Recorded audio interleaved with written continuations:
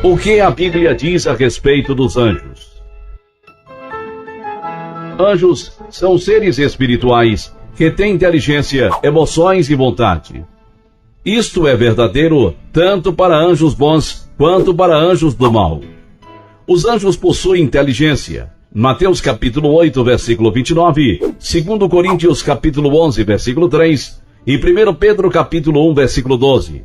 Demonstram suas emoções. Lucas capítulo 2, versículo 13, Tiago capítulo 2, versículo 19, Apocalipse capítulo 12, versículo 17, e demonstram que têm vontades. Lucas capítulo 8, versículos 28 a 31, 2 Timóteo capítulo 2, versículo 26, e Judas capítulo 1, versículo 6.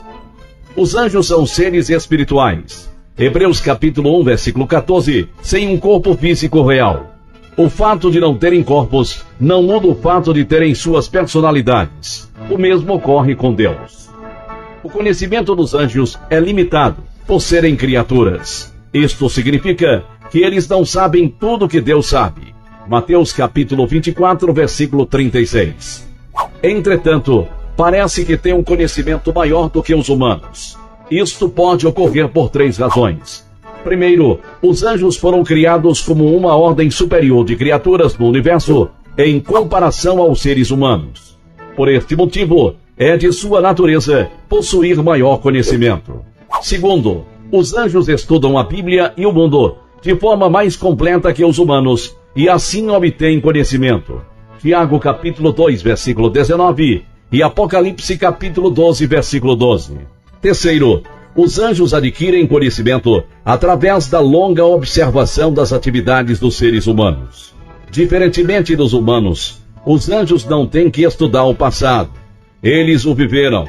Assim, sabem como os outros agiram e reagirão em determinadas situações e podem então prever com grande exatidão como nós vamos agir em circunstâncias parecidas. Apesar de terem vontade, os anjos são, como todas as criaturas, sujeitas à vontade de Deus.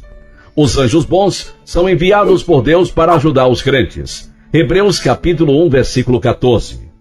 A seguir, algumas atividades que a Bíblia atribui aos anjos. Eles louvam a Deus. Salmos 148, versículos 1 e 2. Isaías capítulo 6, versículo 3. Eles adoram a Deus. Hebreus capítulo 1, versículo 6 e Apocalipse capítulo 5, versículos de 8 a 13. Eles se regozijam nos feitos de Deus. Jó capítulo 38, versículos 6 e 7.